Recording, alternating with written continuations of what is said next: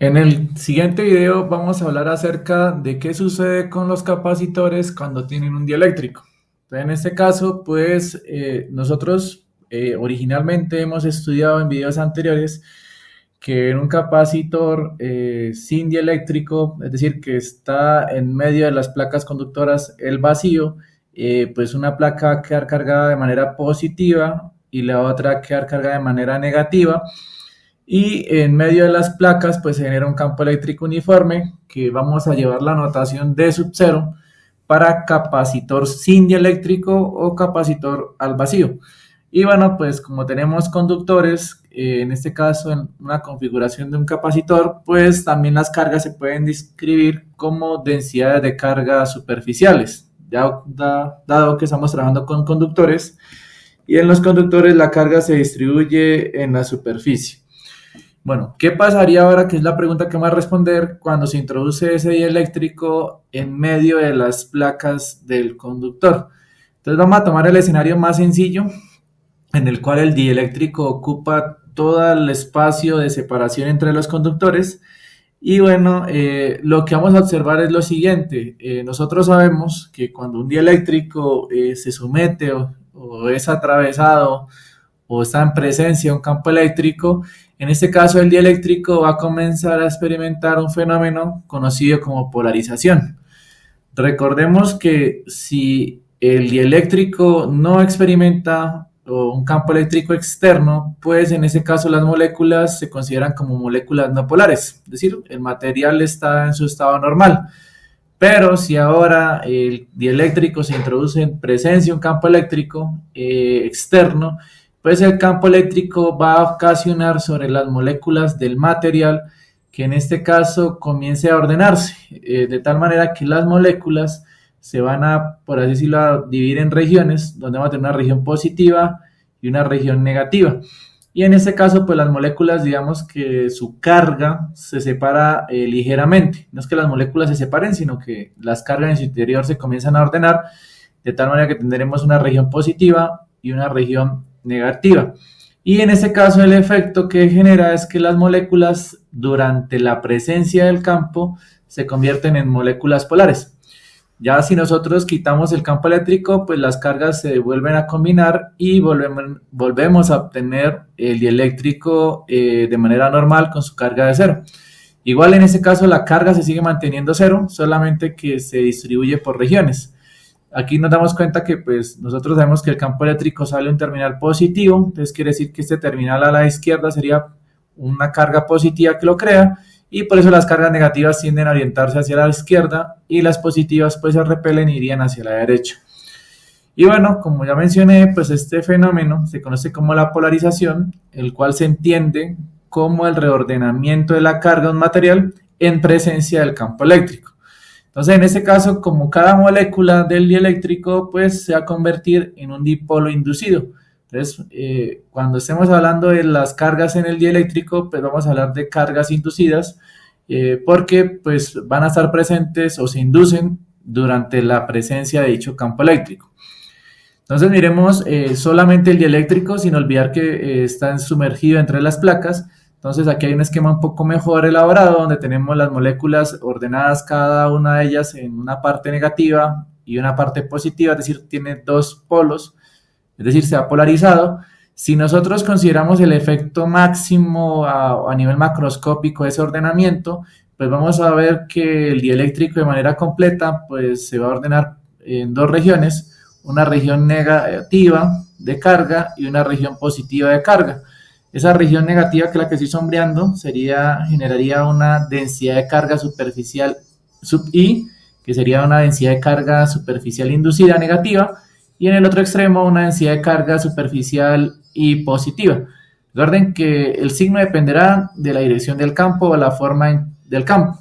Y bueno, como mencioné, pues estamos considerando el escenario donde el dieléctrico ocupa todo el ancho del la separación de los conductores, es decir, va a tener el mismo ancho de la distancia de separación de un capacitor. Y bueno, en este caso, pues la polarización de un dieléctrico en un campo eléctrico E, que en este caso LS vendría siendo el campo externo, Da lugar a la formación de esas capas que les decía, capas de cargas ligadas superficiales, que tienen densidad de cargas superficiales sigma sub i positiva y menos sigma sub i.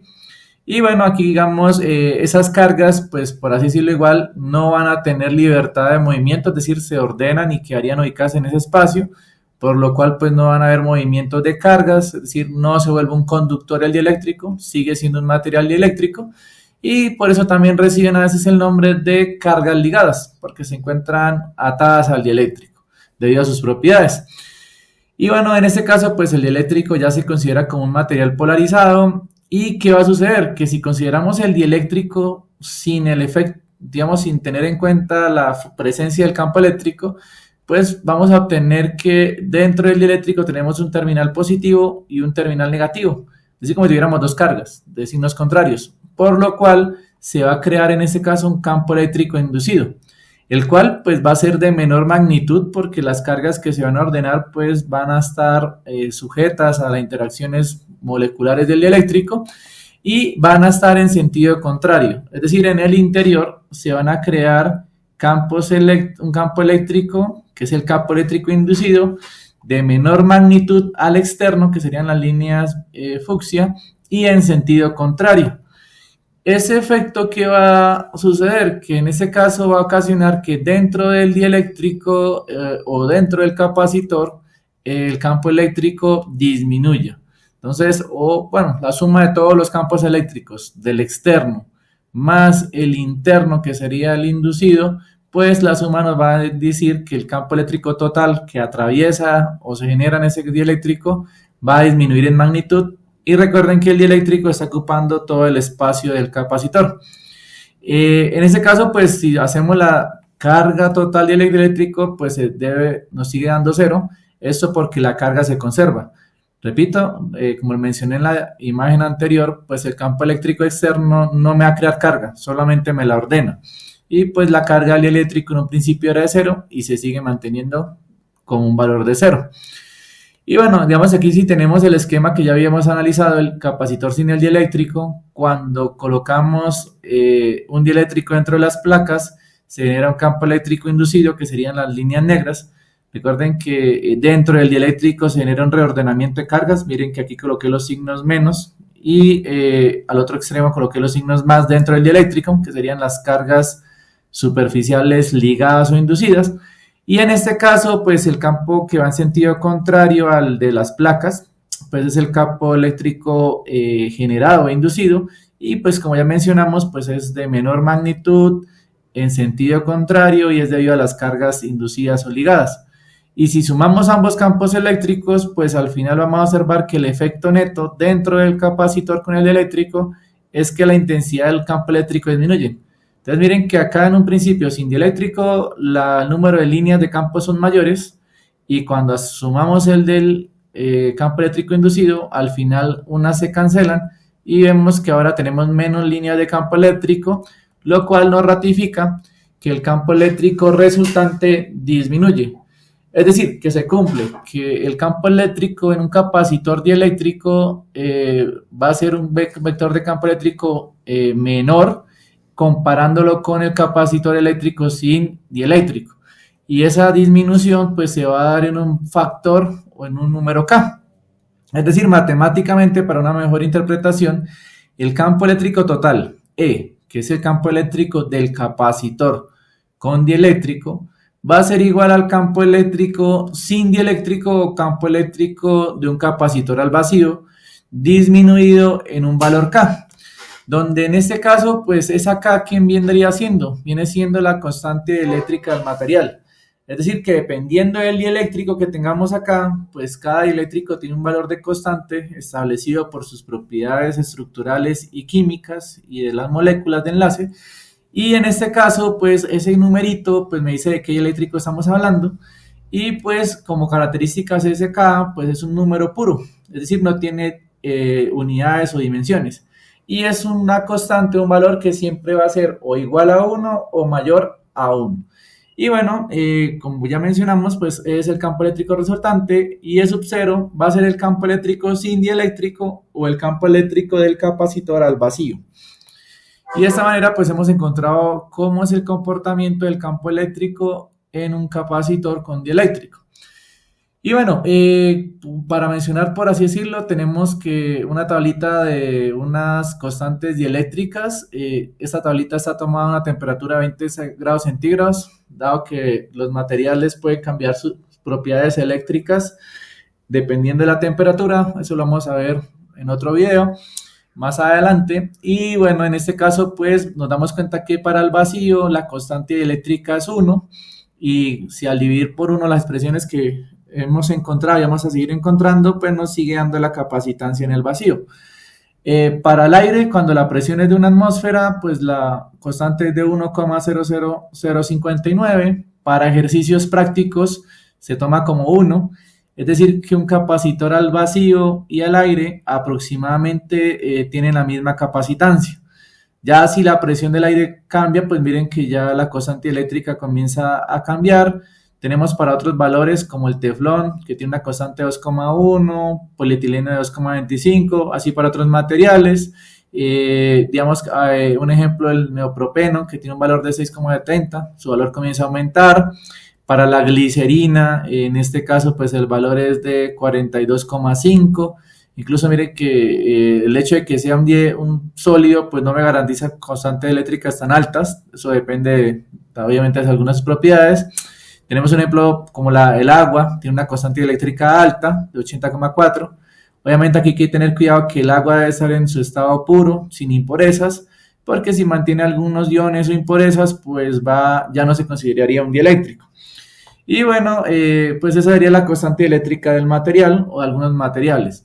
Entonces, para algunos ejercicios, si se está trabajando con dieléctrico, debemos conocer esta tablita o una tablita un poco más completa. Y bueno, como ya mencionamos, pues esa constante eléctrica es una característica propia de cada material. Entonces, cada material tiene un valor específico y bueno, como recomendación para algunos materiales en los cuales se traen con rangos, pues lo ideal sería trabajar con un valor promedio de su constante dieléctrica. Bueno, sigamos analizando qué pasa con los capacitores con dieléctrico. Ya analizamos cómo es el campo eléctrico, ahora analicemos cómo es la diferencia de potencial al voltaje. Entonces, si nosotros utilizamos un dispositivo conocido como electrómetro, que sería un elemento en el cual se conecta los terminales del capacitor, pues ese electrómetro va a medir la diferencia de potencial entre las placas. Obviamente tenemos un capacitor cargado con una placa positiva Q y una placa negativa menos Q, y la separación entre ellos nos daría el voltaje cuando el capacitor está al vacío. Si nosotros insertamos o llenamos ese espacio con un dieléctrico del mismo espesor o separación inicial del capacitor, vamos a observar en el electrómetro experimentalmente, digamos que se encontró esa relación de manera experimental, que en este caso el potencial o el voltaje comienza a disminuir a través del capacitor. Entonces, entre mayor sea la constante del dieléctrico, más va a disminuir el voltaje suministrado en el capacitor con dieléctrico. Entonces, recuerden la notación, V sub 0 es para el capacitor sin dieléctrico o al vacío, y V va a ser la diferencia potencial para el capacitor con dieléctrico. Entonces, como conclusión, pues la diferencia de potencial también disminuye entre las placas de un capacitor con dieléctrico, es decir, que la relación matemática que aparece es que el voltaje total con dieléctrico es igual al voltaje sin dieléctrico dividido sobre la capacitancia.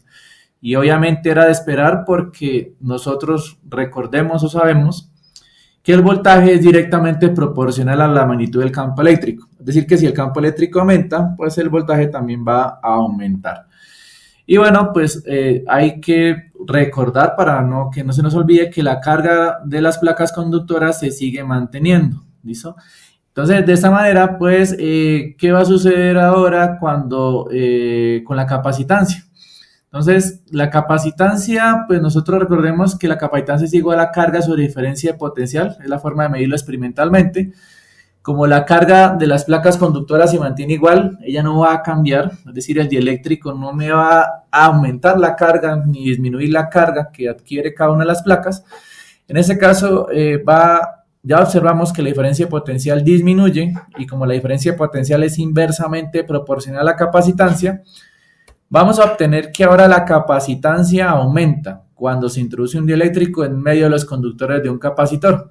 Es decir, que la capacitancia es directamente proporcional a las propiedades del dieléctrico, en este caso a la constante dieléctrica. Es decir, que encontramos la expresión matemática para la capacitancia de un capacitor con dieléctrico, donde C pues, es la capacitancia con el dieléctrico, C sub 0 va a ser la capacitancia sin el dieléctrico, y en este caso pues K es la constante dieléctrica.